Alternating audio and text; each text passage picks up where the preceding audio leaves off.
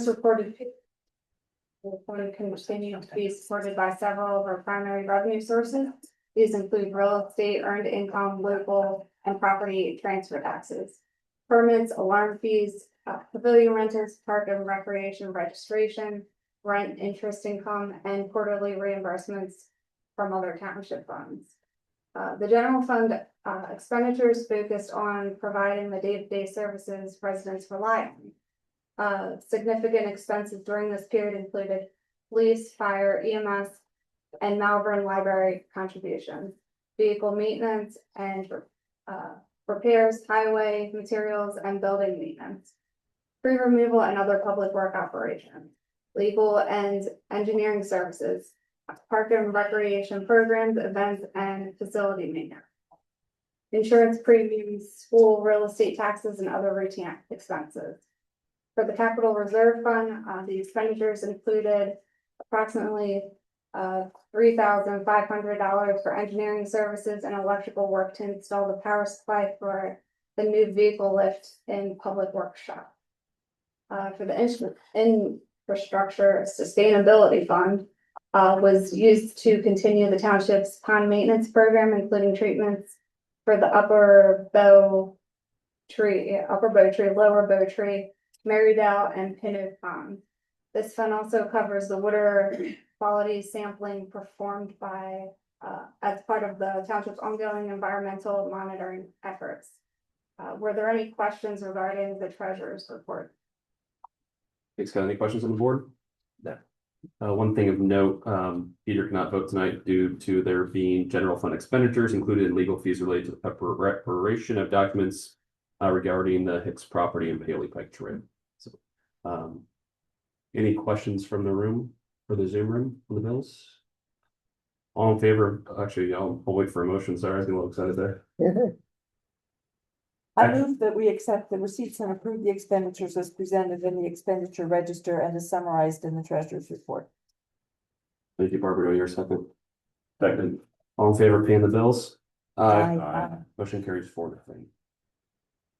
Okay, now we're going to move on back to the Verizon franchise agreement. Before I give it to Derek, again, I'm going to mix it up here. So we're going to do the, instead of ABC, we're going to go with DHA. We're going to have our Cornwallis friends taking care of it, and we'll have Julie taking care of it as well. But we're doing Verizon now. We're doing Verizon now. Yep. Sorry for switching through. Thank you, Mr. Chairman. So yeah, as mentioned, this is the public hearing to establish the new Verizon franchise agreement. As I said in several instances in public meetings in the past, these cable franchise agreements, we have them with Verizon and Comcast. They are in place so that municipalities can capture some of the revenue from the operating infrastructure from these organizations within East Goshen. Because of streaming and Wi-Fi, it's been less and less captured, although we should be capturing that. And I say it every time, the federal law needs to be updated so that we can capture that as well. But either way, this is a pretty standard agreement. There's not too much wiggle room in terms of what we are quote unquote entitled to from the cable franchise agreement. I can let Mark Thompson, our solicitor, espouse upon that a little bit more than me, but the agreement itself is attached along with the advertisement. And then the ordinance that would be passed would be 129-B-2026 if the board would deem it appropriate to do so. But without further ado, I will let Mark Thompson introduce this as well and go through it. Thank you, Derek. Yeah, as Derek said, it's all regulated by the Federal Cable Act. 5% of adjusted gross income is what the townships allow to recoup from Comcast and Verizon. Under the Cable Act, these agreements are renewed every 5 years. The renewal is accomplished by passing an ordinance, which is before the board this evening. We did negotiate several provisions with Verizon. We think we have the best renewal that's consistent with other townships in Chester County. So Good question. it actually is from March, so this will go through 2031. So let's answer any questions. Mark, I have it Now, it might just be, maybe we don't need to have it as a quote unquote public hearing in the agenda. Do we need to open hearing? Yeah, I think you should ask if, I Okay. mean, it's technically, you know, it's an ordinance, but it's not an ordinance under the NPC, so it's not a public hearing where we have to have testimony or. Okay. But I would ask if there's any public comment. The Yep. ordinance itself has been available for public review as well as the agreement, so. That was the procedure that we had to follow. Thanks, Mark. Do you have any comments or questions from the board? I have a question, like about how much is this worth to the township in the course of the year? And are we expecting with this new negotiation, are we expecting that to change from, you know, significantly from previous periods? I don't think so. Well, I think to answer the question of are we expecting it to change, and Kelly can correct me if I'm wrong, but we're expecting it to continue to decrease every single year because of people cutting the cord. Yeah. And again, we don't capture the streaming revenue based on how the law is structured. So it's definitely going to decrease long term, maybe like 1 or 2 years in a row and maybe flat, but overall the trend is decrease. In terms of overall dollar amounts, I'd have to check. Kelly, I don't know if that's something we have. So far this year, between Verizon and Comcast, we have only, I mean, it's slowly decreasing. We've only had 177,000. Where in years past, when I started here in like 2019, it was probably double that, if not more than that. So, Still, it's real money. yeah. It's definitely real.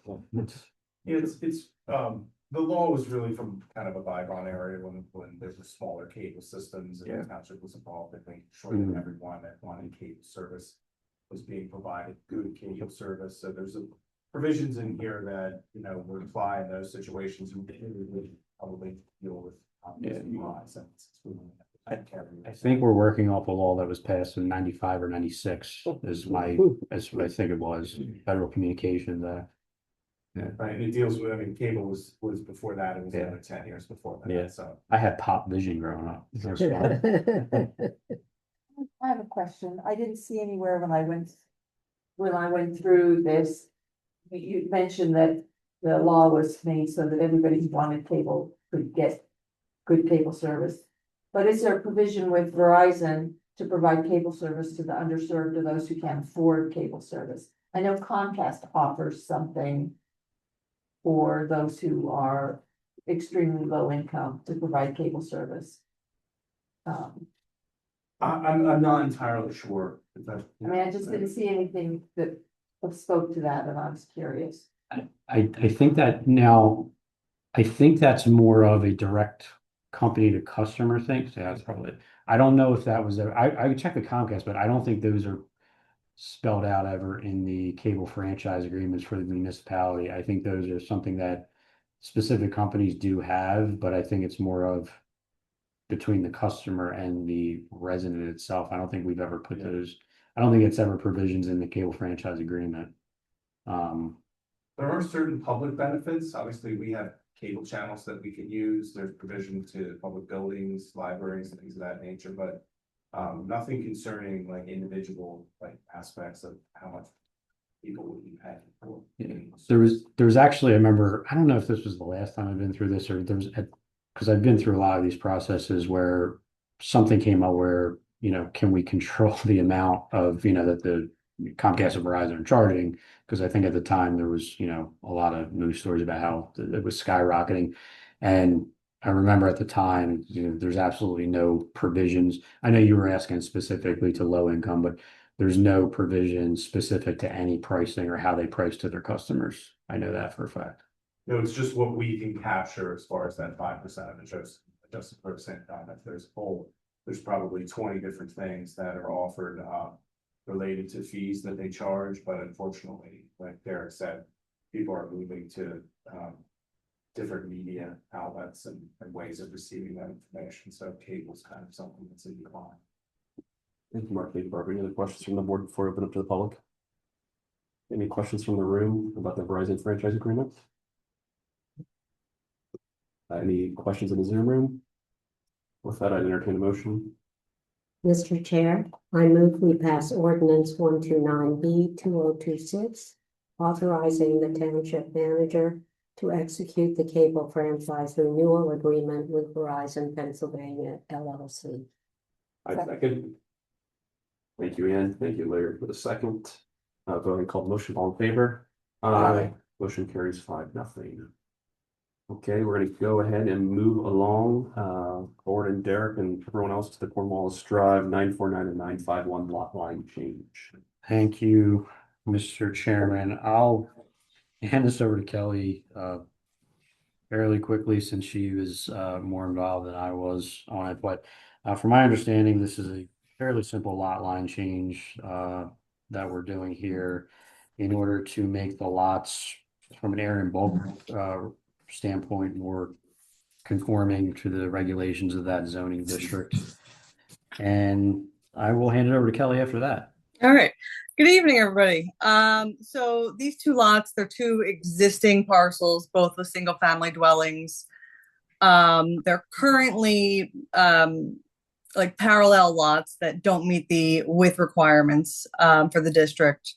This plan will keep one lot with an existing house. They're going to demolish the other existing house and create a flag configuration instead, which will then keep both lots conforming into respect to width. There's no new house proposed where the house is going to be demolished at this time. It'll be in the future. So there was a proposed future improvements plan done just to kind of show the perspective configuration of what the lot could look like in the future. Some very simple sketch of a stormwater management plan to show that the lot can support that. But that's all we're doing here. Do you have any questions on the board about this? Seems pretty straightforward for mine. Yeah, I don't know if the owner will say that. Although I'd open up the lower to the public, anyone, the owners, or you don't have to say anything if you'd like to say something, or if anyone else in the room has any comments. Hearing none, I'd entertain a motion to move forward with this. Mr. Chairman, I move that the board approve the preliminary final subdivision plan of 949 and 951 Cornwallis Drive with Jeffrey and Andy Fay, with the requested waivers granted, subject to any outstanding issues addressed to the satisfaction of the township engineer. Second. Thank you, Larry. Thank you for the second, Barbara. Go ahead and call the motion. All in favor? Aye. Great, thank you very much. Okay, with that, I'm going ahead and we're going to move forward with the resolution 2026-12 discussion and possible approval of Birdtown, Pennsylvania application. Before we get there, I want to thank Julie for her leadership of Conservancy. Unfortunately, she decided to move to Westchester Borough. I'm still not okay with that, but appreciate her service to Conservancy. I remember she first joined Conservancy when I was a liaison 2 or 3 years ago. So appreciate your leadership and your partnership and everyone on the ABCs. You all do it for out of your free time and you don't make money off of it. So appreciate your time. But with that, I'll turn over to Derek just before Julie wants to come up and talk about this. So. Yeah, thank you, Mr. Chairman. I don't actually have, the Conservancy Board has been working on this, so I'll probably let Julie just go right away because she probably can advocate for it a little bit better than I can. Thank you, Julie. And thank you for your service. Appreciate it. Regret of the downtime in the meeting is that I have really enjoyed being able to participate with the Conservation Board and ESAC and the Birdtown, Pennsylvania is an entity that supports municipalities in Pennsylvania in promoting community-based conservation actions to build a better environment, more sustainable environment for birds and other wildlife. It's an entity of the Pennsylvania Audubon Council, which is a sub-entity of the National Audubon Society. So it's part of their 501c3. It's a nonprofit. The Conservancy Board and ESAC together are proposing to support East Goshen in applying for and getting certified as a bird town community. There are several benefits, I think, mostly enhancing our reputation as a community that stewards the environment and is advocating to our wildlife, including our birds. It also is in line directly with both ESAC's and Conservation Board's goals for the next couple of years, so that fits in nicely. I think it's gonna be up to us to make the most of this. There's the public relations, community relations element, but if we ask of this organization, they're willing to help with a number of things. They provide training, they can, run community science programs for us together with us. They are willing to run native plant sales, which we share in any, of the proceeds that can be poured back into the program, and they can do things like help us create pop-up gardens, pollinator gardens and other habitat that birds will benefit from. And as I said, they offer free training and workshops for communities that become certified at BRCA. The requirements are appoint a bird count committee of at least 3 members, and we have a couple from conservation and some from ESAC jointly on the committee. We need a resolution passed, committing the township to its participation.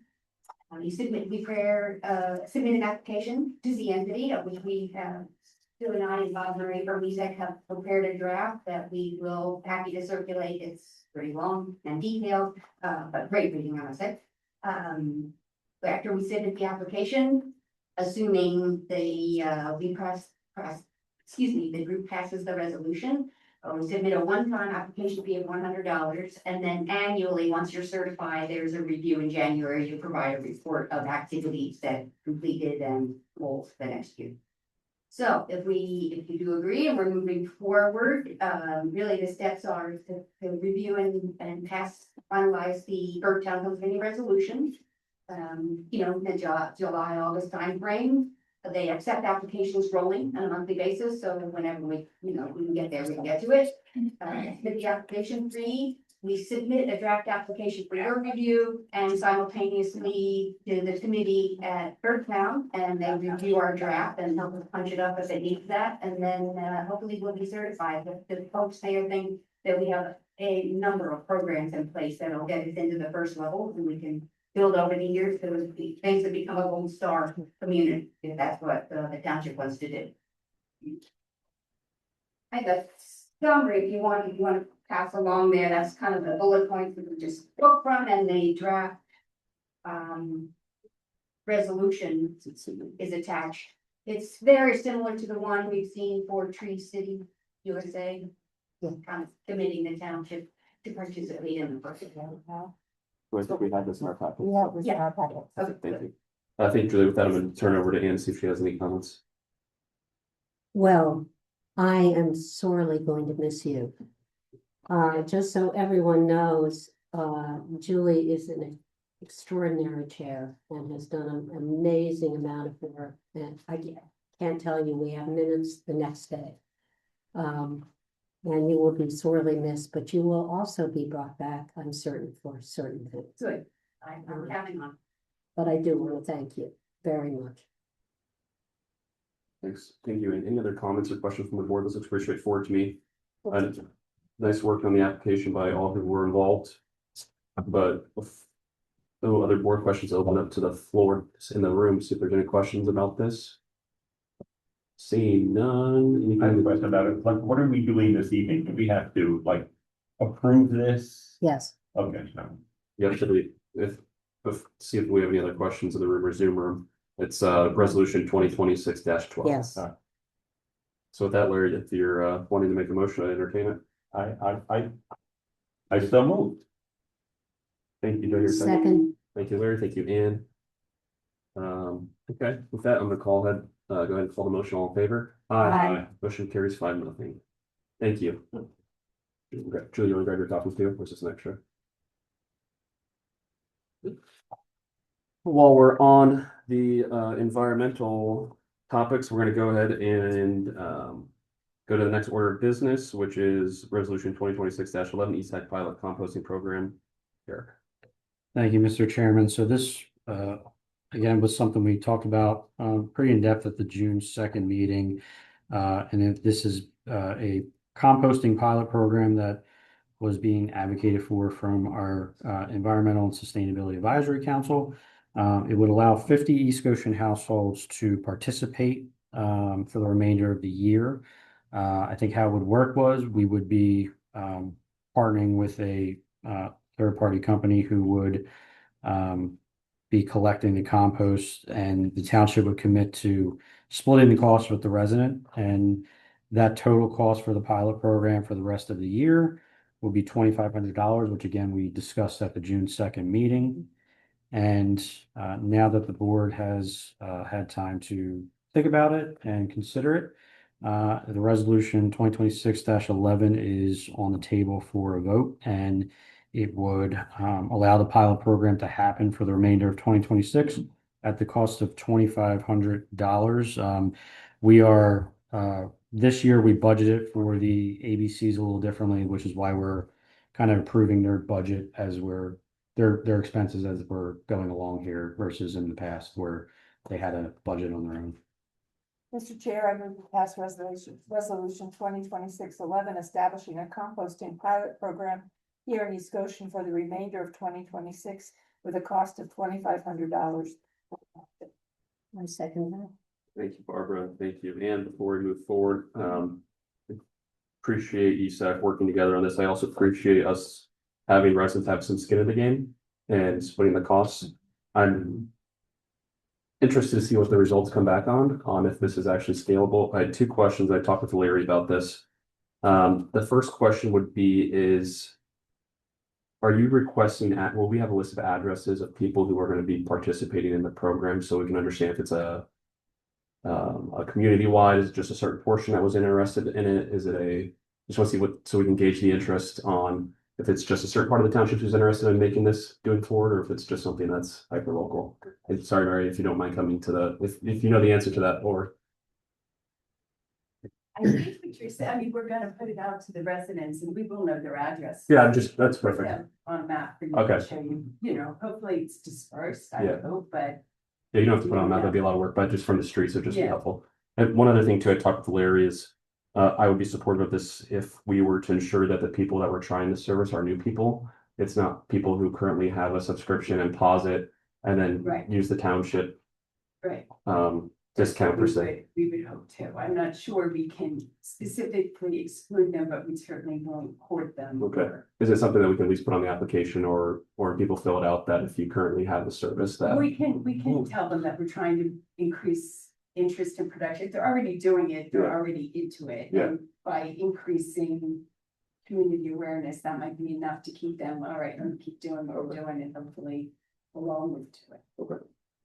If you're already doing it, you shouldn't be eligible for the money because you're already doing it. This is Right. promote new people to do it, so it Right. defeats the purpose of doing this. Right, but I'm, I don't. It I it mean, defeats the really- purpose of doing it. that's what we will do, and we will, if anybody says that, then we will talk to them and say that we really, this is They're not not eligible. open, they're not eligible. for Yeah, that. if we're able to have I understand what we're saying. If we're just able to have a little bit stronger language which says like current customers are not eligible for this, I would just, I think, kind of satisfy my. Peter, that'd be, are you amenable to that? Is if it says that on there, if you are currently. Yeah, they have to revise this first before I vote on it. I won't vote on that. Until it's revised and it's all stated in the paperwork. Can I just make a logistical standpoint on 2027? I would like to try to get some information back sooner rather than later, Mr. Chairman. So when we're going through the budget process of 2027 and if it's going well and we're planning to maybe have this either going or adjusting it somehow or putting some dollars and cents again into it for 2027, we can have those numbers mid-fall versus looking at it in December and saying, all right, now we got to add to the budget after the fact. So that's just a point I wanted to make. Could we make a friendly amendment to the draft motion that says that if, that we are including the language of, that we just stated that, current participants are not eligible? Yeah, And then we're- would that make Yes. that Is satisfactory? that on the signature page? Yeah, I'm agreeable with that. Okay. You're already Well, doing it. We're subsidizing trash. Yeah, I mean, you can do that and then I can change the resolution. Is it an addition or is it just? What? I don't think it's mentioned anywhere on. it, Okay. But I mean, we Mentioned. could easily amend it to include. Yeah, that we will yeah. we will strongly discourage current customers. And they're not eligible. That are not eligible And for when we send an announcement out to the township, kicking this off, we can say that, this is for new Compass customers and we're trying to increase the participation about the township. And to Derek's point, we'll try to be very prompt at the end of the year in providing, the data. I think they weigh it, I think we could get data about the commitment and the part, I mean, that's what we're trying to see, if people stay with it, you know, it all sounds good, we said they have to walk outside the room, drop your banana peel in. And see just, are they interested, and do they do it? And we'll know that, you know, every 2 weeks. You know, or once a month or something, we get a report.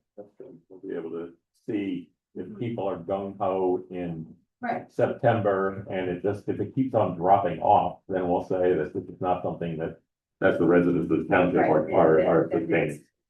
Right. Yeah. There are. Right. Thank you. I think I view this sort of as the solar study that ESAC put out a couple months ago. So low nominal fee of like $250 to see if it was worth doing energy panels on top of the public works building. It came back that it wasn't. So I'm fine with this co-pilot. I don't know what we can do moving forward. If it's really expandable, but it's worth, in my opinion, it's worth trying. But Let's try. before I open up the floor to the Zoom or public room and the Zoom room for comment, I want to see if the board had any other comments.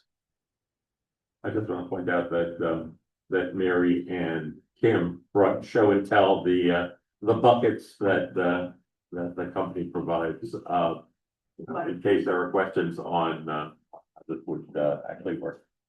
Oh, we're about to do some spackling. Yeah, it does. Any questions in the room? Just if you might come up to the mic. I have a question too. How many people are already composting in East Goshen? If there's a service out there that services the area. I don't think we would know totally because it's a private contract between them and the company, but it's a good question. And there are multiple companies. There Oh, are yeah. six, but there are other companies that come in, so we don't know. Yeah. How many, and there's people that do it in the dark. But thanks, Mary. Then Russ, before the gentleman you raised your hand, if you'd like to speak, you can come up to the mic after Russ. Russ, go ahead. Your name and if you're East Goshen resident, which. Yes, I am, Yeah. proud of it. This plan, I mean, if it comes through the end of the year, that's a very positive thing. Is it gonna be enforceable for all residents to get involved with this? Enforcement. No, I would not say it's enforceable, nor am I looking to make it mandated at this point. So that's just one individual. So, That's what I think. yeah. No, it's not. Does Hershey Mills have a recycling program? Recycling or composting? Composting, sorry. Not a program, and there are Hershey Mills residents that do are customers for these companies, so the companies do come in and collect the Hershey Mill. And there are Hershey Mills residents that do some composting in the community garden, but it's not a full scale thing. It's all voluntary. Yeah. Okay, thank you. Thank you, Russ. Any other comments in the room?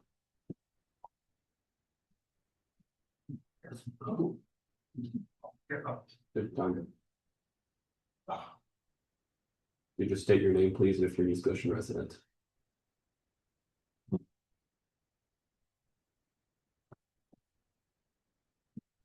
My name is Bill Reynolds, and incidentally, I live in Purchaseville in the garden. I'm just wondering. Is the pilot program already underway? Okay, so this is just will it be flexible enough to include people who live in developments that don't? Okay, and the 500 people who are gonna be part. 50 Oh, people. 50? Yeah. Oh, okay, I thought you said 500. And Mr. Reynolds, if you're interested, I'd encourage you to seek out with Mary to see what the application process is. You know, I would stay tuned to your email or whatever, once the program kicks off, we'll tell people the first 50. You know, All right, they'll be in. As soon as it kicks off, I will let you know though. okay, well, thank you. You have Larry's word. Thank you. Any other comments? With that, I'm going to go ahead and call the motion. All in favor? Aye. Motion carries 5-0. Thank you. I'm not gonna make a punny trash joke here, so we're gonna move ahead to discussion of 2026 trash recycling bid results. Mr. Davis. Thank you, Mr. Chairman. So little bit more sentimental this time, because this was kind of the last big project Mark and I worked on, along with other people that were very instrumental, including his assistant Lynn, and Kelly, and then Ashley as well, Novak. So we did open the 2026 trash and recycling bids for what East Goshen Township to start in 2027. And that was done July 9th at 10 a.m. We had a pre-bid meeting with 6 companies in June. 4 chose to submit a bid. 2 chose to not submit a bid. They did submit a letter stating their reasoning. As as I expected, they did not want to entertain the non-side loading thing that we have here at East Goshen. If we weren't 100% committed to fully automatic, they did not want to bid. So, side note, I think that as the years go on, that's going to be more and more of an issue. But right now, we have enough bids to get away with it. So the bid breakdown is attached, as you will see. And what we were able to do is put the bids into 4 different buckets. As we were talking about, we wanted to give the board options to see the cost differences, because this service is getting more and more expensive. And as a result, the resident fee that comes with trash is probably going to have to increase as a result. We kind of knew that, but we wanted to be able to show the board that and then give them the differences in that. So if you see the breakdown there for the bids, it's 4 different options we have. So option 1 is the one I'll kind of focus on. That is what we have right now. So that's twice a week per week trash. That's once a week per week recycling, once per week yard waste, and once a week bulk, and then also the township facility pickups. That's the one we have right now. And then from there are different options, 2, 3, and 4 that represent, I would classify it as less service to a certain extent. Obviously, 2 and 4 are significantly less, I would classify it as, because it's once a week trash pickup. So I think that would be the big one. You can see the cost differences there in yellow for each different option. So the results were, one company was the low bid in 3 of those options, and then the option that we have, what I would consider we have now, that was a different company, the way that the bids broke down. So overall, I think it went fairly smoothly. We do have interest. This was more bids than we received in 2021, so that was good. And based on these numbers, we're not asking for a vote tonight. I know the board has to digest this. The public might want to digest it and ask some questions. We're going to be back here August 18th meeting, looking for an option to go with for January, because we need to gear up with the service.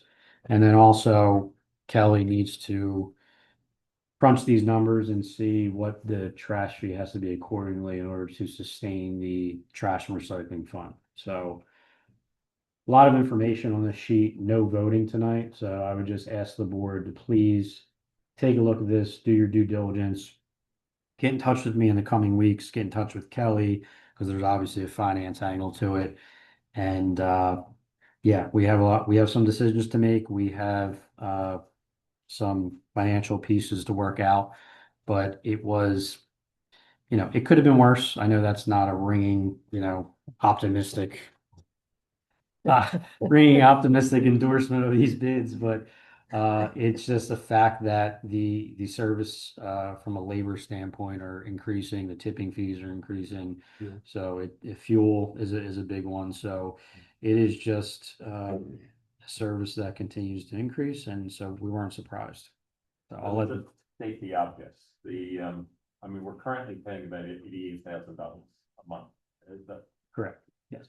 so? If we maintain the level of service, it's going from $88,000 a month to $110,000 a month. That's a pretty significant. That's correct. Yes. Increase. Mhm.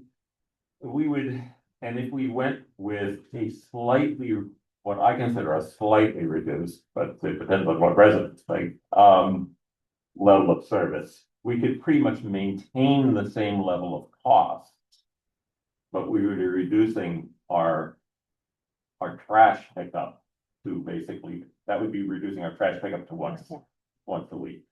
Correct. And we'd be maintaining our costs relatively stable. So I guess the overall question, which we're not gonna answer tonight, but I mean, the big question is, how are residents more sensitive to a reduction in service in that regard, or more sensitive to increases in the cost in that regard? That's the $1,000,000 question. Go, Peter. Cody, you have trash pickup, what would you like?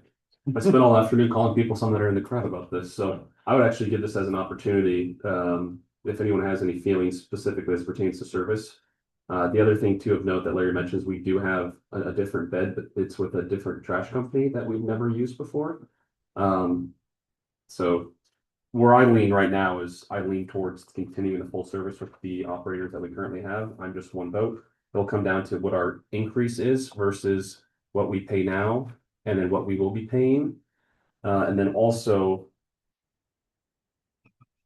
everyone I've talked to is it's the difference of, right, okay, we could keep it twice a week if we move it down to once a week. And then the thing that people say is like, oh, if I'm at the beach this week and I miss vacation, then, or I'm on vacation, then the trash sits there an extra week. Or if we do yard waste bi-weekly, in the fall, you have people who store, 20 extra bags of leaves in their garage. So I would be interested to see what residents think, and if you have any comments, please come up. As it pertains to this. So again, it's with a different company. That's something of note too. So I don't know how they would operate, but. And then the other difference is too, if it's $10 a difference quarter, right, to get it trash picked up one less time, would you rather just pay the extra $10 a quarter, $40 a year to keep the extra trash day? So if you have any comments, I would open up the mic here, open mic night here. If you have any comments, if you don't mind coming up, go, Peter. Opener is they're a reputable company as far as they've been around. And Yes. then how much more per resident is it gonna be a year? How much is it going to increase regardless? No, I mean, well, depending on which company, like, if you keep the same service that you have now, how much a year is it gonna go up per resident? Well, that's the kind of the question I mean, Kelly can maybe give you a little bit of flavor of that, but we're also in the very preliminary stages Sure. of that conversation. But it's not nothing. No, I'm not saying it's nothing. Yeah, Is it's, it I mean, $5, $10? I don't know. I don't have trash. Gentlemen, you can come on up if you'd like. Just say Sorry. your name if you're a resident, and then Kelly sorry, had Kelly had you a had a comment comment. on that. Hey, President. I just, we've been living here for 40 years. I see the trash pickup every week. Very rarely do we have a full can on Mondays. And so Mondays are pickup. Everyone has their trash out. Thursday comes around, and if there's 50% trash cans out on the road, you're lucky. There's not as much trash out. I don't think that we need 2 times a week. We don't need bulk trash every week. We can go back to the once a month bulk trash. Yard waste is the most stuff that's picked up, I think, in the neighborhood. There's more leaves, sticks, and branches falling down than there's trash being put out. And if you go with the composting thing, well, you're taking out some more of the trash. So I think we can cut down all around on the trash pickups. Only once a week on regular trash. Bulk trash only once a month. I mean, how much stuff does people put out? I noticed that the residents in our neighborhood, the ones that have the most trash out are the ones that have businesses. Either the landscapers, they're the builders, they have bulk trash from their packaging, put out trash out of the curb. You see boxes and boxes of windows and stuff like that after that, going out to the recycling. It's like, they're not putting new windows in their house every week. They're bringing their stuff home and they're putting it out on the curb. And they're taking advantage of the system. Appreciate your comments. That's Thank my you. comment. No, thank you. And then I'm gonna go over to Kelly first before Peter. Sorry, Kelly, do you have a number or thoughts? Sorry. So this is just a rough estimate because there's a lot of variables in this, and we also get grants from the state, which it looks like they're being pushed back again another year. So we're having to wait even longer, which also goes into that fund, so residents don't have to pay as much, we just kind of cycle it back through. So. Kelly, wait, before you go, can you, the price, if you're gonna give us a number, can you tell us if it, sorry, you're gonna give us a number before? Yeah, Okay, my suggestion would be, when you say the number, can you tell us if that includes the entire length of the contract? Does that include the increases each year? Just so people, if it's people are shocked by the number, that you can include that includes the increases each year. Sorry. Okay. So for what we have currently, the estimated rate, it'll go up to $150 a quarter. This also includes the tipping fee, which is increasing a lot over the next 3 years. It also includes the COLA rate for the next 3 years for AJ Wablinski. So that's the current one that we have. So it's about $17 a month increase, roughly. 50, But it's 50 a quarter, right? an increase of 50. a Yeah, so it'd be quarter, 200 yearly, which is roughly $17 a month. Yeah. And I think another note on that, the great thing about the trash and recycling fund from an enterprise standpoint it's very transparent. I mean, this is the service you get. We're not trying to make a profit. We're just trying to sustain the fund. And this is what it costs. I mean, even more so than sewer, when there's a little bit of guesswork on the repair costs because we own the system. It's very transparent in what we have to make the fee in order to sustain the fund for the entirety of the contract. So. Thanks. Any other questions or comments or thoughts? If so, please just come up to the microphone next to our friend here, Mark, and please just state your name if you're an East Goshen resident.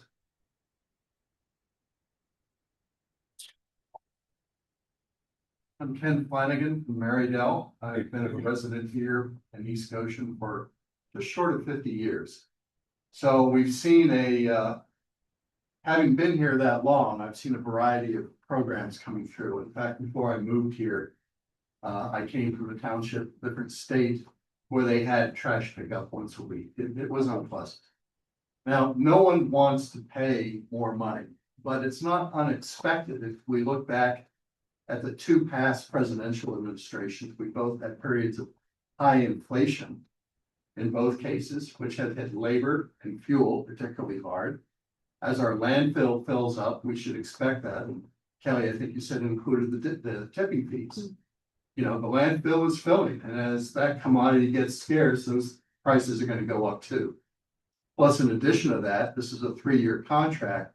They've priced in there what they expect the inflation to be for the next 3 years. Now, a couple of aspects. Having been here for a while, and I think every neighborhood is going to be different in the experience. For the time I've been in East Goshen, for at least as long as I can remember going back, it's been for the trash pickup twice a week. My experience is different, varies from neighborhood, interestingly enough, probably more than it does by person. But what I find personally is that the trash can on the first pickup of the week is fairly filled. Could be because of weekend activity and things. The last pickup of the week, less filled, but if that were to go to one trash pickup per week, essentially I'd have to get a second trash can because there are times you're going to overflow. So now we've got 2 trash cans. From the similar thing until recently, yard waste pickup was twice a month on that, and bulk pickup once a month. That was okay. It wasn't the worst thing going, but to the point, yes, especially in the fall. And oddly enough, the increased frequency in the fall never seemed to match when the leaves fell from the trees. Always far off. So where I'm going with this is that you guys are obviously in a very tough position. Nobody wants to pay more. We have a great service now. We're gonna have to give that up if we want to reduce the cost on this. But this is not a commodity, because as I've looked at it, not just for East Goshen, but I hear complaints from other townships about how bad their service was with their local providers in Malvern and in this West Goshen and elsewhere. So everyone would like to say, hey, this is a commodity service. It's all the same. It is. There's an aspect to this of the quality of what they do, the service, and of course the cost. I haven't seen the cost, and that's really where we have to look and say, is there enough value, or is the discounted enough for this to make it worthwhile? So it's not an easy point. I can totally get. I will say emphatically, as I look out at my neighbors, in fact, it was yesterday, it was trash pickup day. Actually, it was Tuesday, it's today. But all the cans that are put out there, going to once a week is going to be a hard sell in that area. Cutting some of the other services, yeah, it's a real convenience.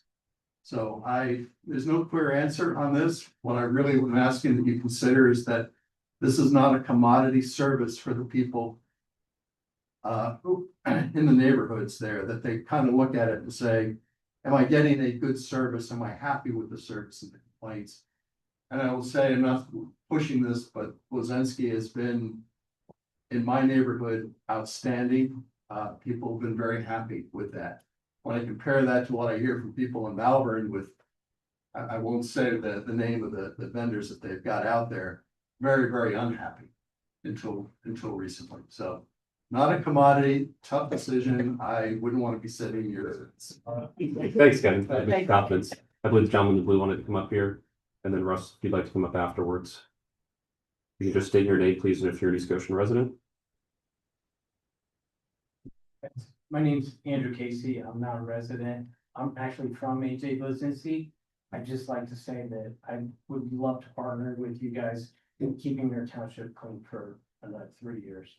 And that, you know, I do feel that change is a big deal. And that for just a little bit of money, if you reduce that and not change, but it's one path. So, thanks for your time. Thank you, Andrew. Appreciate it. Thanks for being here. Russ is going to come up if you have any other comments about trash. Again, this will not be the only night. I will give out my cell phone. Have your friends call me. I'm serious. I'm just calling everyone about trash today. So We're really into this. it's such a big expense, big expense. So Again, I've been using the trash service ever since we've been here 35 plus years. Very happy with Belinsky. My concern is if you go to once a week for the trash, yeah, you have to have more trash cans. But if you go to the yard waste every other week, what's gonna happen on the week that you don't pick up yard waste and these leaves blow all over the streets and go into the sewer lines? That's gonna cause more problems than doing leaf pickup year round. We have 13 trash cans that we use constantly for yard waste. In the summertime, it's weeding. In the fall, it's of course doing the leaves. And we're always using it. And there's other people in our development, they have equally the same number of trash cans. In fact, one of the days, Belinsky went out and set up his trash cans like a bowling pin. 4, 5, 3, 2, 1. That was great.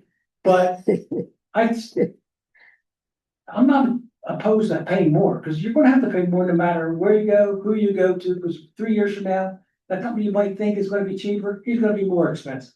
At least we know Belinsky as someone that's pretty standardized. The last thing I want to make is, there's only one member on this board that uses this service. So how can the 4 of you vote on something that you don't even use? I find that appalling. We use it. I really do. We have no sense. What's that again? It's in Hershey's Mill, it's by village, it's not the whole place. I actually have the sense. I really didn't get that one. You have your own you have your own company doing trash here. No. No, there is not one company that does the whole of Hershey's Mill. Each village makes a decision about who they're going to use, and we actually have Blazinski. Okay, but you don't have a lot of yard waste. You probably don't have a lot of trash because you're all senior citizens. You know, you're big, so they get a sense about don't have newspapers. Larry, did you have something or I Barbara? was just gonna say that, Point your head. to Ann's point though, that it's, that our villages have their own contracts, but this contract doesn't affect our two bills. Yes, it does not. Yes, we're It doesn't voting. affect Hershey bills, but So you're it voting doesn't, on stuff that affects us. and That's why we're listening and having an open exactly, mind. that's why we We want care to about hear what you you, have to say. we care about your experience, because we recognize that we're affecting you. Good, I hope So we're listening. So, Email because us, we're all. every time I vote, all I'm thinking about is myself. That's not true. I'm thinking about the township when I vote. Okay. Thank you. Before I go to the Zoom room here, I see Judy halfway up out of her chair. All right. And then I'm gonna go to the Zoom room. We're gonna start with Shoemaker and then Clara. Prior to moving to Pennsylvania, I lived in New Jersey, and the little town, 1 square mile that I lived in, they had the once a week trash pickup. But over the summer, they would go twice a week because it was kind of a health hazard to have trash sitting outside.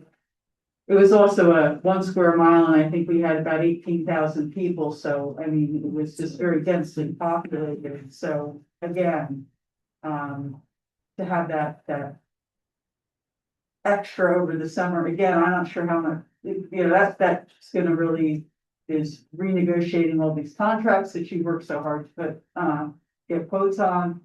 And again,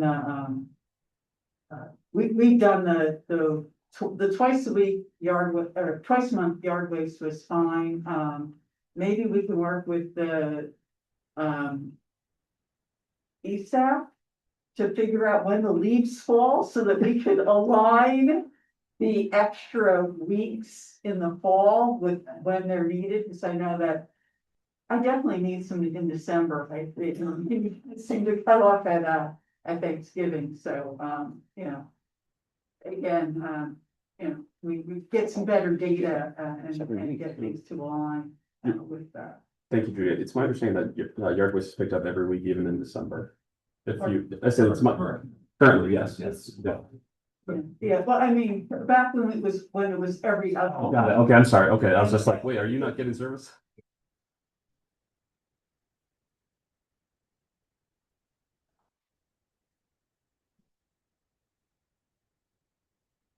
It was that easier. Okay, thank you, Judy. Appreciate it. Before we go to the Zoom room, I just want to again thank Lynn and obviously Mark, who did no longer with us, but they did a great job, including Derek and the rest of the staff on all of this. So we go. David, you're up. Your name, which I just said, and then if you're an East Goshen resident. Thank you. Can you hear me okay? Loud and clear. Okay. David Shoemaker, resident of Precinct 5 for about 4 years now. I have two comments that I'd like to make relevant to the current discussion. Number one is before I moved to East Goshen Township, we lived in another state in a community that I would say was more affluent than East Goshen Township. And for 26 years that we lived there, the trash pickup service was always once a week, and people did just fine with that. So I understand that if people are used to twice a week pickup, people are skeptical of change and worry about the negative effects. But my personal experience is that once a week has been perfectly fine. And so I would encourage the Board of Supervisors, before you make your final decision, to maybe check around to see what other municipalities are doing and what kinds of citizen feedback and viewpoints are available on comparable services and once a week services. So just some personal experiences to contribute to the conversation. The second thing I want to do, I think I'll start by thanking you all on the Board of Supervisors for your attention and dedication to serving the entire township. And I note that you are all elected at large and that all residents from all precincts have an equal vote and an equal opportunity to be elected to the board. And some comments have been made here both tonight and previously about the residents of Hershey's Mill. I find that those are inappropriate. Again, Hershey's Mill residents are equal citizens, and regardless of the number of members of the Board of Supervisors from any given precinct, you all are elected at large to serve the entire community, And I thank you because I know that you are conscientiously trying to do that. So I would also note that the composition of the board fluctuates from time to time, that previous to this current board composition, there were 3 members from Precinct 1. I don't think I heard any comments about that. And that in any case, regardless of the board composition, it's always going to be the case that board members must vote on issues that do not affect them personally. And the great thing about the way this township is run is that we citizens can have confidence that you are all doing your best to represent the entire township, regardless of which precinct and which community you live in. So thank you all very much for what you do. Thanks, David. Before I get to you, Clara, one thing too, David, you mentioned was the comparable rates. I believe Kelly's working on a sheet to show what other townships get and what their rates are. And I'm sure you have friends in those townships, and I would encourage you, implore you to go reach out to them and see what their services are like compared to what we have and if it's worth the money. So with that, I'm going to go over to Clara, and then if we don't have any other trash comments, I'm going to go ahead and move to our next comment or our next fun discussion of the comprehensive plan. So Clara.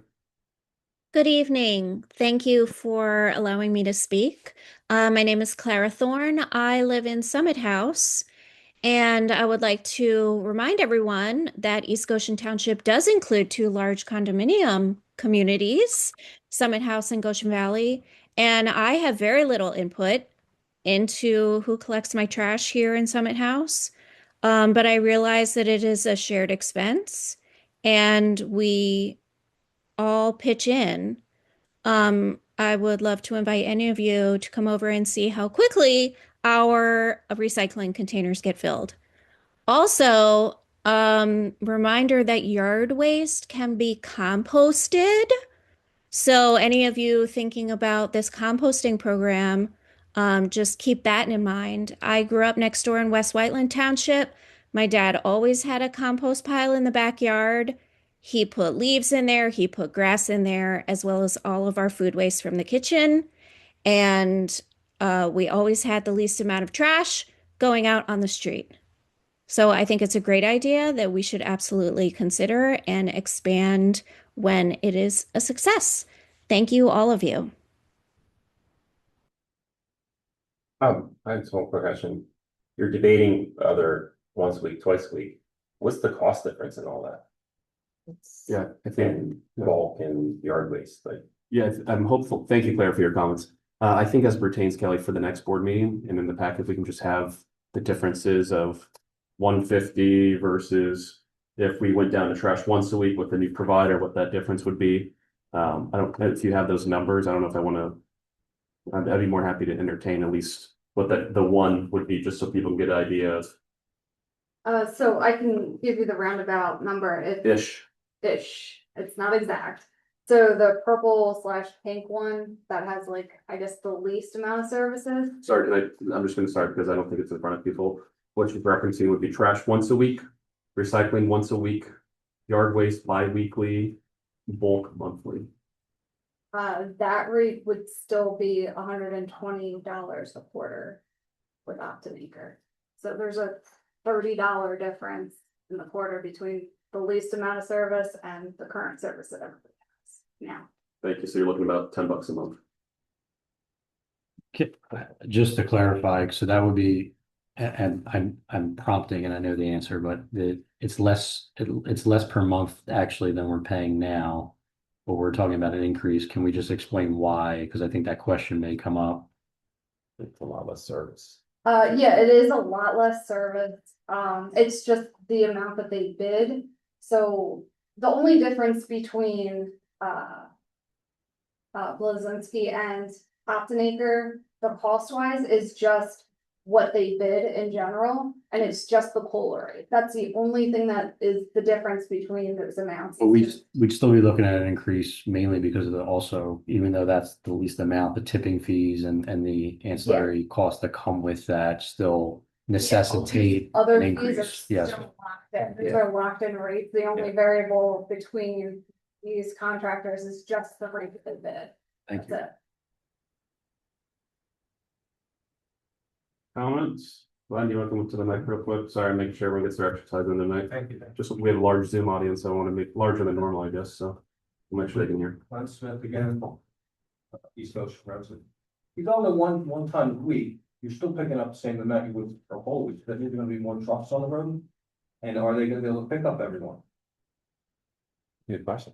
I don't know. So I keep hearing about, there's a couple comments about you'd have to put out twice, 2 cans or whatever, that's not technically supposed to happen. So if it's once a week, you're supposed to put out 1 can, so you'd have to make it, I mean, Have we come to your house yet? I do have once a week, and it's tough. I'll admit it.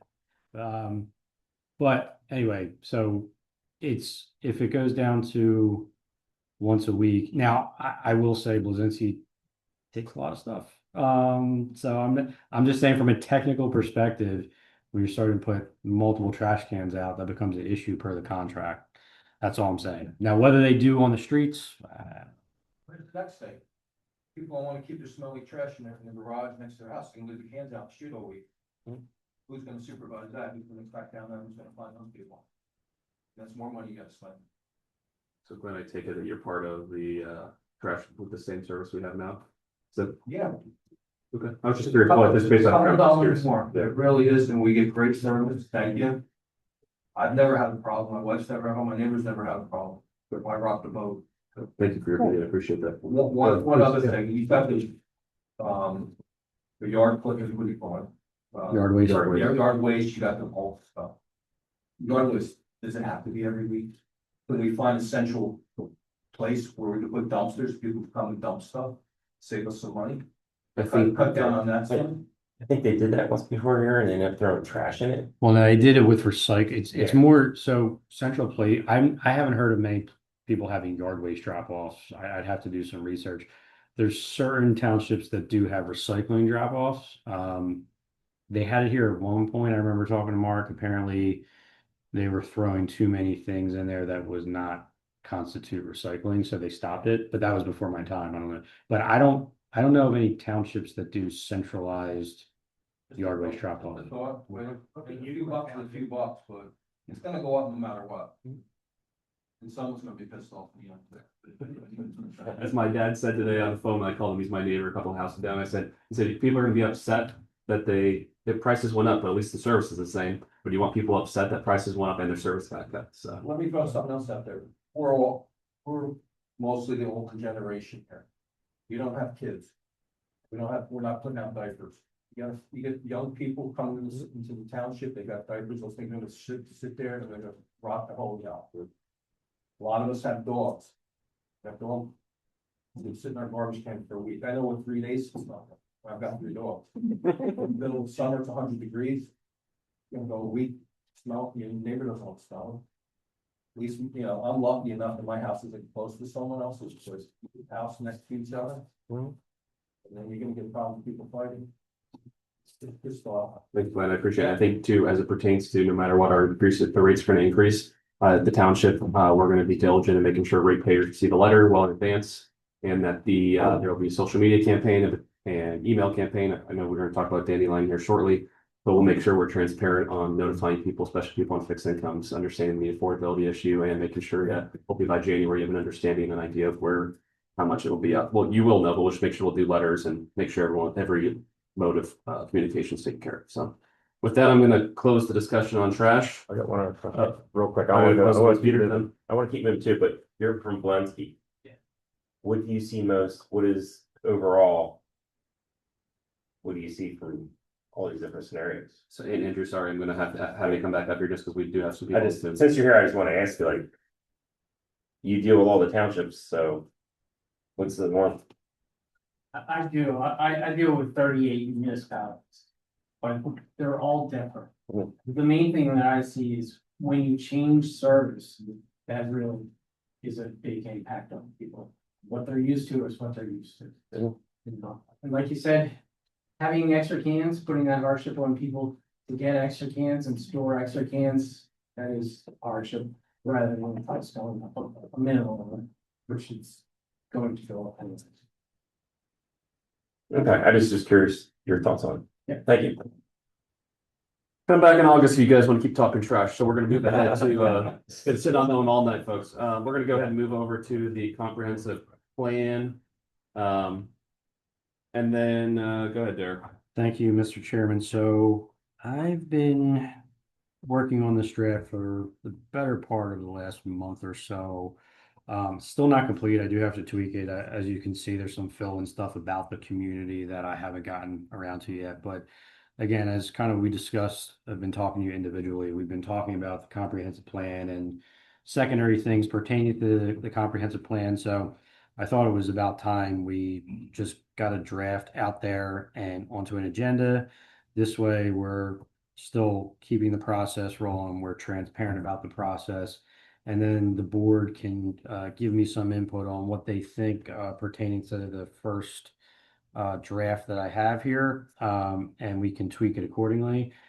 We're under no, obviously, unlike trash, we're under no timeline where we have to do it, but I'm just trying to keep it moving, whether we're comfortable voting on it next month, whether we're more comfortable to wait to September.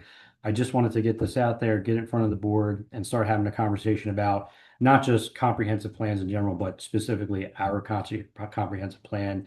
And obviously, the next step after that would be to vote on it and then get it to reputable firms. So Thanks, sir. I'm gonna allow, sorry, real quick. My request is for a board member, if you can just give a general sense of what you'd like this to be voted on, and then just so Derek hasn't, yeah, go ahead, sorry. Did you say when? Yeah, I think Derek mentioned either this or next month or whatever, just in a perfect world, go ahead, Ian. First of all, I would like to have it voted on sooner rather than later. Mainly because we're over the time limit anyway in terms of the state regulation. Our last plan was in 2015. We're supposed to do one every 10 years. So we're already over. I want to say that I am personally very impressed with what you put together. I do have comments. I will give them to you by phone, or I need to take a copy of this in order to give them to you. So I am particularly pleased with the fact that you've included in it a real stress on some economic information about the township. that was pertaining to your comments. That's kind of why I try to do that. So And also on the making certain that the entire community is engaged in the conversation. So moving it out so that people like Clara don't say, well, we weren't really involved in the conversation. So I'm really pleased with the creativity of what you put together. There are a lot of templates out there for comprehensive plans. The state requires certain things be covered. You've done that, but you've gone beyond in terms of really making certain that East Goshen potentially has a model plan. I like the way that you have made this clear that this is a 10-year plan, but that we're going to be looking at a vista 20 years. It's a hard thing to think that far ahead, but things are moving so quickly these days that trying to actually push that kind of vision out is really, really critical. Just all the way around, I have to commend you on what you put together. Thank you, and great work, Derek. I'm gonna make a comment, Larry, along the same lines, I'll make it fast, just that I also was very, very impressed. I thought it was very well done. I have a few marginal comments that I will submit to you, Derek, by email. But otherwise, I thought it was fairly comprehensive and well done. Sorry, Larry, when do you want this? I think August, okay? I also think that sooner is better than later. So if we can vote on it in August, that would be great. Great, thank you. Barbara? I would also encourage us to vote on it in August. I think that Derek, you put together a comprehensive plan that I appreciate. I do have some comments and I'll submit that to you before the end of the week. thank you. Peter, before I go over to you, I think my only request, great job on it, Jack. My only request is in the next version, if you can put in red what the difference was between this edition and the last edition, just so we can see what the difference were. So if everyone submitted them, just so I have an idea. Yeah, I can track it. Track it. But I don't have anything. I'm fine with getting this done in August to get started. Peter, do you have any comments about this? Yeah, if you get started. Okay. Because we are, a little bit late in the night here, I'll save any public comment as it pertains to this towards the end of the meeting. We're gonna go ahead and move forward with the, discussion and possible approval of the Dandelion Digital Agreement for e-newsletter and ongoing digital communication services there. Thank you, Mr. Chairman. So again, kind of keeping the ball rolling and maybe come to a conclusion on some of the things we've been talking about for the better part of the first half of 2026. Dandelion Digital, again, a municipal communications firm that we did have here present back in the spring. It might have been late winter, it might have been spring. And we've been sort of reviewing that, talking about it. And Dandelion Digital is really a digital communications company that uses an e-newsletter on a monthly basis as the foundation of their business. And then they also incorporate the social media aspect in order to leverage the content from the e-news to permeate that content out through the month on your social media platforms. So in a nutshell, that's kind of what they do. Seems simple when I say that, but it is a lot of coordination. I have known Linda Rooney, the president of the company, for quite a while. In another life, I did work with her in my previous position in another township. So I had a good experience then. We did vet some other firms, specifically another firm. There's just not a lot of companies in this space, and there was two. And the other one was one that just didn't have good apples to apples comparison about how, mainly finances aside, how they go about their business and how they go about their editorial process. So I say that because Dandelion works with 9 municipalities, I think, in the Southeast region, quite a few in Chester County. So I think their products have been good, but I'd like to try to put a conclusion to this of if we want to go ahead and start working with them or not, so that we can sort of get going. I think some questions have come up or what, and I'll just address this of, what can we possibly, do we have to do this? Can we do anything internally? We can certainly leverage some content we put out internally. My issue is that we're talking about ramping up on a monthly basis. I can't possibly, from staffing standpoint and bandwidth, put things out, put an e-newsletter out on a monthly basis. So I think really the speed at which the information will start coming and be able to get this going, and then also be able to just continually, like Parks and Rec is a good example. I mean, Jess is here tonight. The events that they have are very time sensitive, and when we're looking at, in a perfect world, just say we go to quarterly again with our newsletter, which is doable, but we're actually not doing that right now. There's a lot of things that happen in 3 months. So again, some of it is being able to leverage the social media with the new company and the e-news that they put out, but they control the editorial process on a monthly basis. And we're also able to get information out quickly and time sensitive information out more quickly. So that's kind of in a nutshell what we've been talking about, and why, more importantly, we've been talking about working with the digital communications firm. This would commit us to the end of the year. So it's one of those things that, we evaluate, we can handle during the 2027 budget process. But the numbers I presented here are specific to 2026, and looking at, getting that partnership started and seeing if it's working for us, because it can be canceled if we don't think it is. Mr. Chair, I move we authorize the township manager to sign the agreement with Dandelion Digital for the cost as outlined in the agreement, and for an implementation date of September or October based on the logistics to be worked out by staff. If there's a second, I'd like to speak to it. Second. I think that especially in this year when we're working on a comprehensive plan and other changes, we need to get input from the community as much as we can and present material as rapidly as we can so that we can get input from the community in order to make decisions about things going forward. So I am supportive of an increased effort in getting that word out through Sunrise Digital, Dandelion Digital. Sorry, I had one other comment. I think some of the stuff was based on getting started in September, based on the last newsletter we had coming out the original way. We probably would talk to Linda to start in October, because I think it works better for how the schedule's setting up right now.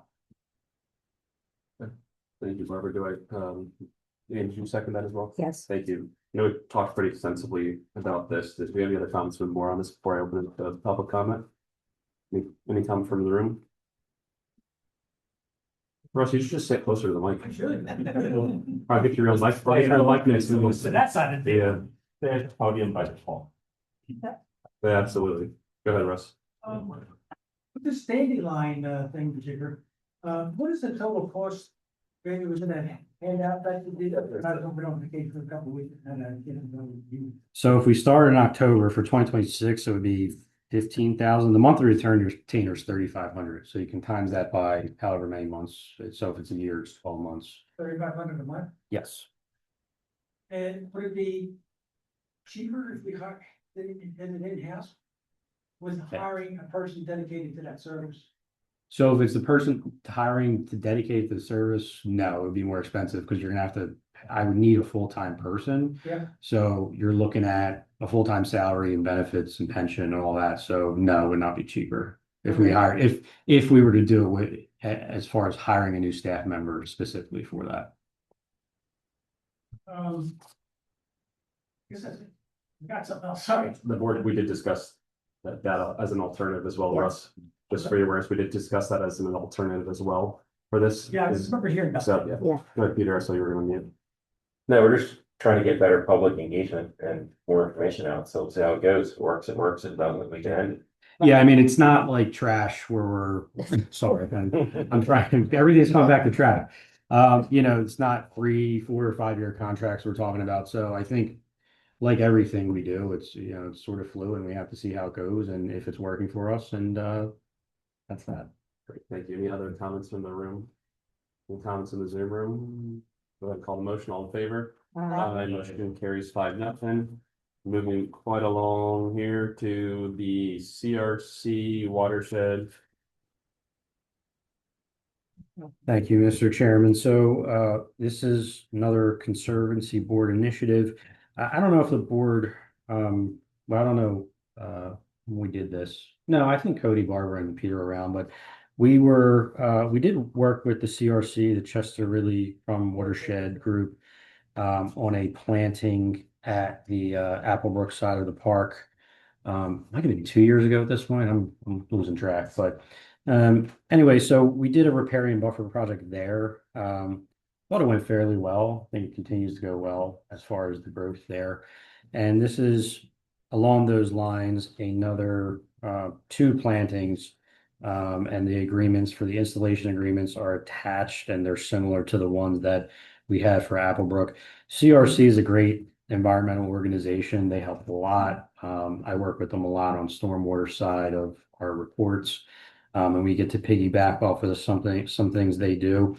This will definitely go in there if it's approved for our stormwater report due every September. And this is just another project that the Conservancy Board would partner with CRC in order to do riparian buffer installation. Riparian buffer is plantings next to streams and bodies of water that enhance the, I don't know, explain it. It enhances the quality of the water because it is, and you're not trying to think how to explain it. I can't explain it really. It's okay. It's great. We have Google, so Yeah. I appreciate the effort there. It's better than having grass. Yes, Right. better for the environment. And I think one thing to note too, before I go to Larry real quick, in the memo, it talks about this will help strengthen our Township Tree City USA application. Oh, absolutely. Yeah. Just gonna say there's probably native planting as well. So Yeah. it's always good to have native. Well, that's, and riparian buffer products are big with native plantings, and being able to suck up all that extra stormwater is extremely helpful. When you see all the stormwater regulations that go on nowadays, so.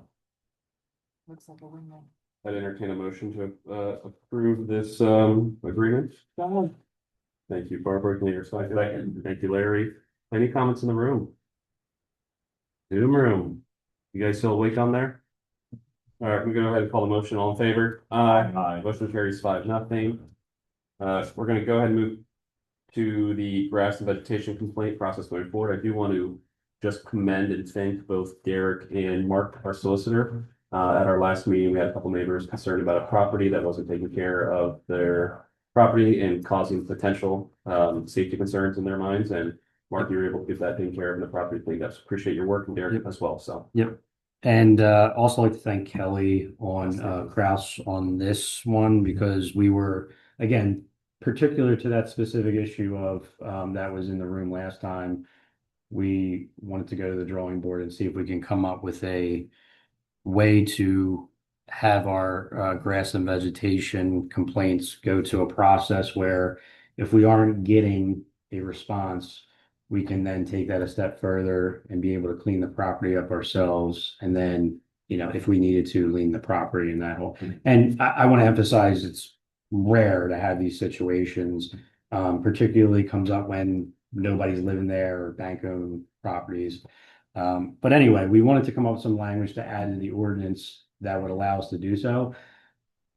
Kelly was able to find language, and Mark looked at it as well, that we think that language exists, and it's highlighted there in yellow in the packet, that allows us to go through a process that we actually were proposing to add with it, and it was already there. It was just in a different section of the ordinance, and that's why we weren't finding it. We were looking more in the trees and maintenance and vegetation area at first. So we think there's enough there in the language that allows us to really go through the process that we were proposing.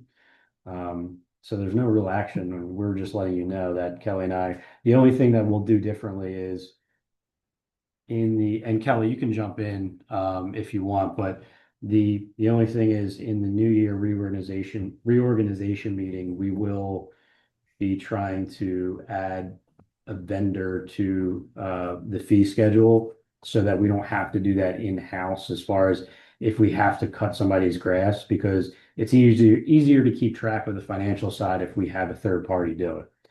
So that's the only thing, that action item on your part will be, now that we're aware of this and want to put that process in place. So Kelly, I don't know if there's anything I'm missing there, but that's in what I'm thinking would be the process.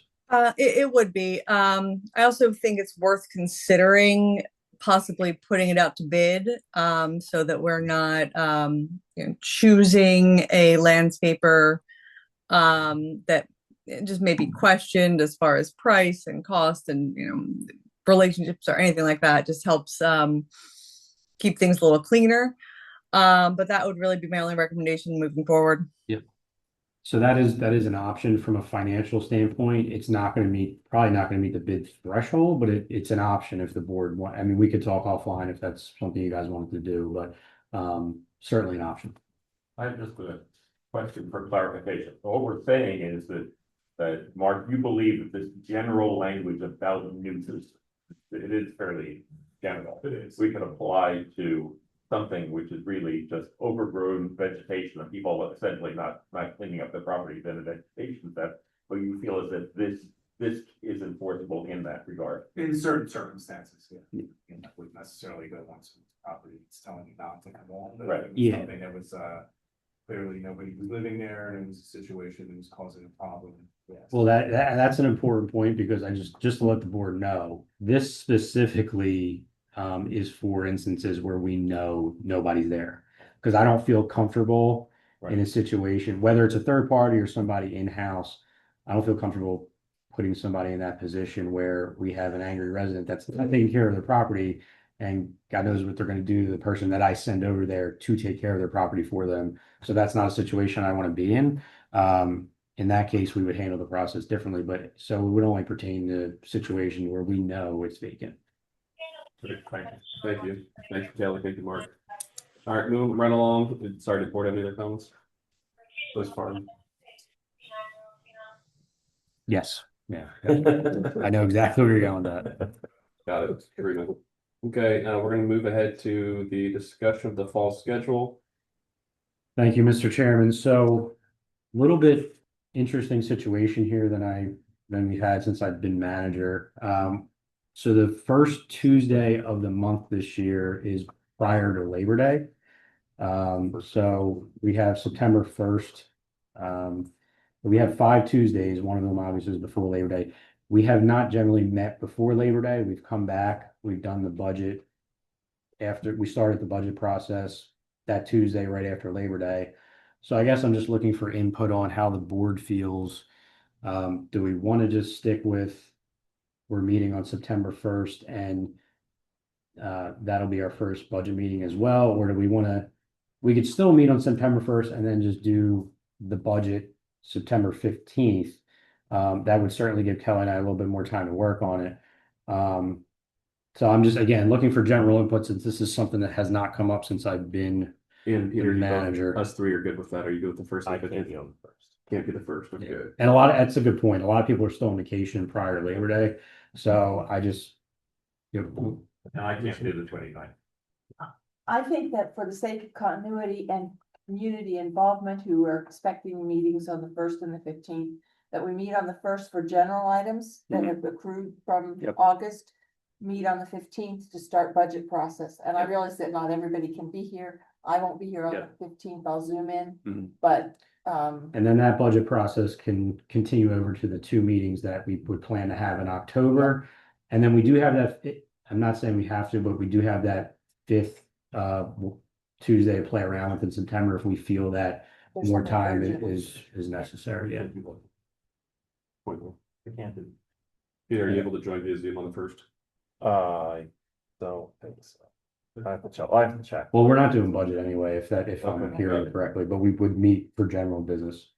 But I can, For continuity's sake, I hate Yeah. to roll out on Peter here about the 1st and 15th, just so we can continue. Continuity. and then for November and December, again, since I've been here, we've met once in those months because of the holiday workarounds, but that can, Well, November, we're not gonna be able to, because this is a polling location. for that, people. yeah, that's usually why we don't in November, and then December, it's usually because of the holiday, but Yeah, that should be okay. okay.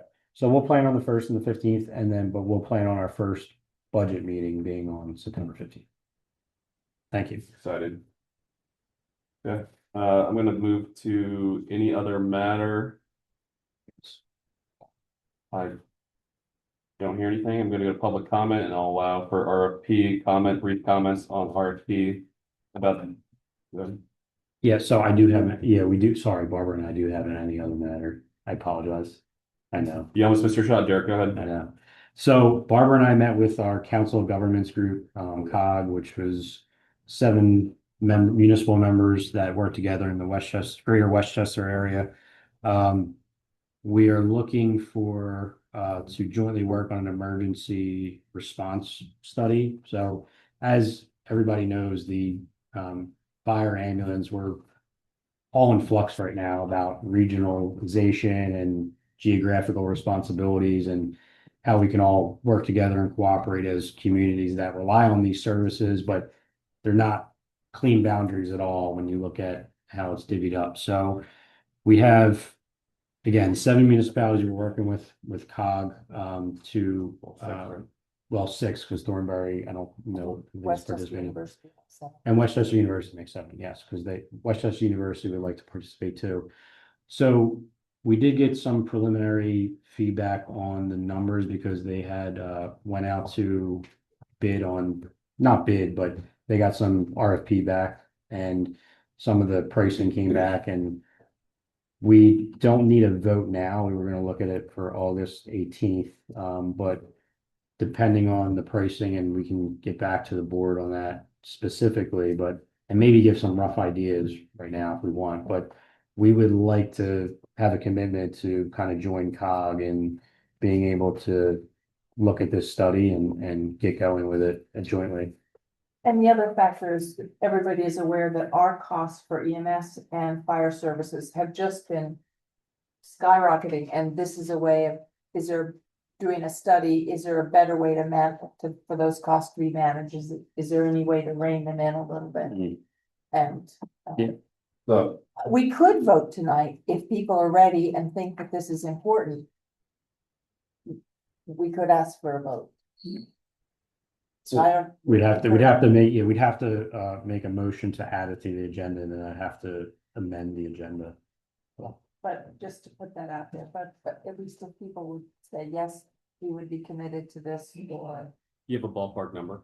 I would say anywhere between Between 10 and 20. This budget, next budget. This would be 2027, so it's a good point, because so we would be committing and we can work through the 2027 budget process with this, but because we actually had that conversation, the first invoice wouldn't be due probably till 2027, so for the township, for this township, somewhere between 10 and 20, depending on who we would go with. And it seems to me to be the right. They're all private entities, you don't really control them, so. No, I mean, we have talked to all the organizations. They actually are supportive of it for the first time. I think they were. I mean, the fire and EMS, like, Yes. they're private entities. They get township money, but then they do what they want with the township money, and we have no control of that, so. Just a means to reel that in and get some time. I think that's one of the purposes of it, is to look at it as municipalities and say, from a cost perspective, how do we do better? But just from a service perspective as well, just because of how it breaks down geographically, it's all over the place. So to answer the question, I think yes, I think part of it is because of the cost. I think that's a huge reason for the study. No, I know, it's something that's, I don't know. If I don't know the answer. Can I make a motion to amend the agenda to add in a vote to support joining in the study for the COG? Yes. I know you're second. Second. All right, all in favor? I'm correct in how I'm doing this, right? Mark's not saying anything. Aye, Yeah. 5-0. And then, so we'll go ahead and if someone wants to make a motion for us to join it then. Join COG, Barbara. I make a motion that we join with Westchester COG to do a study to see how we can. Just being EMS, Participate in the EMS fire study, Not to exceed number. not to exceed 25. 25,000. I think it'll be between 10 and 20, but 20. not to exceed 20,000. Second. I second. All right. The money that we're gonna save on this, the study, the money that we can save potentially because of the study will be greater than 20,000. Okay. I'm gonna open up, see if there's any comments in the room. To the room, all in favor? Aye. Motion carries 5-0. Okay, that's any other matter. Thank you, Barbara and Derek. Public comment? You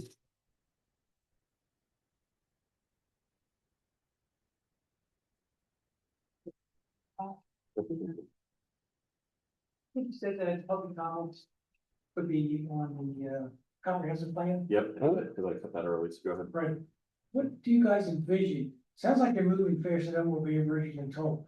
You kind of thought, from what we heard at the earliest meeting was, that's probably gonna be $25,000 this year because it's kind of slow moving. We really don't see any real activity until next year. Sounds like to me that you're moving that up. I think that's still true because, so let's put a hypothetical out there. They vote on the RFP August 18th.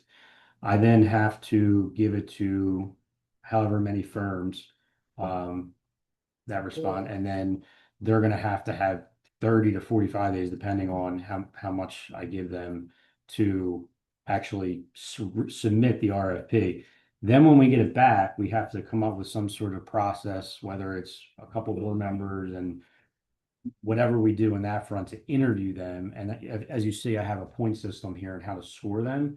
So that would be part of the interview process. So at that point, you're talking about Halloween. So my goal would be to pick a company, pick a firm by the end of this year based on the timeline. So I think it's pretty, I don't think we would start the process until early next year in terms of actually kicking off comprehensive plan meetings. So I think we're kind of on track. So we're on track for the 25 grand that you mentioned. I don't even know if we're gonna get to spend 20, I don't even know if we're gonna spend anything this year. Okay, Yeah. that's good. But the thing is, have anybody on the board ever thought about what kind of expense that we are willing to incur for this plan? I mean, you gotta have some kind of ideas of what you think you're willing to spend to start this and finish it.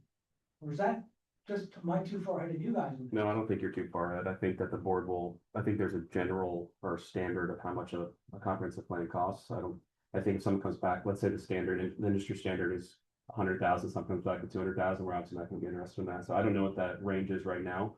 I don't know if with the 25,000 that we probably won't spend this year is something that we can consider to put towards for next year too, so. So if you get a bid on, I guess you're looking for a consultant to do this work, is that what you're talking about? For a Lead us.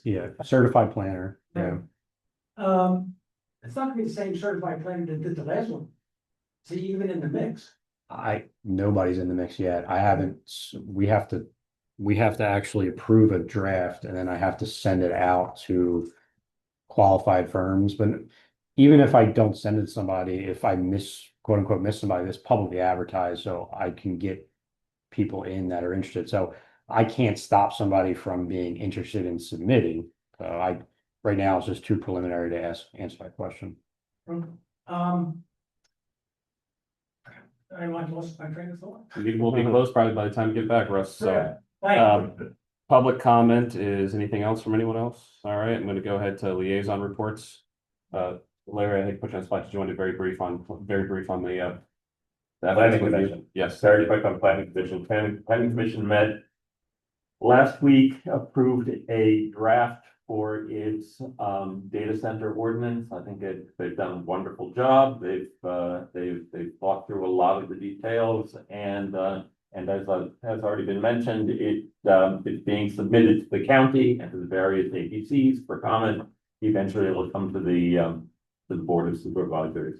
But probably not yet by next month to be final and signed. What was the noise part of it? One of the issues was, I mean, the primary, it's a conditional use ordinance. And part of the some of the conditions, the conditions as to their energy use and some conditions in regard to water use. But there's also conditions in terms of the amount of noise and vibration, perceptible vibration that's acceptable. So there are somewhat technical conditions in there regarding the amount of noise and vibration it can generate. Okay, look forward to passing that. Thank you. Thank you, you and Ann and Kelly and everyone else, Lee, and then everyone on the planning commission. All right, I'm going to any other liaison reports. I'm gonna go ahead and entertain a motion to adjourn. So moved. Thank you, Ann. Second. Second. All in favor? Motion carries 5-0. Thank you, everyone. Have a great night. See you in August. What's the date of August?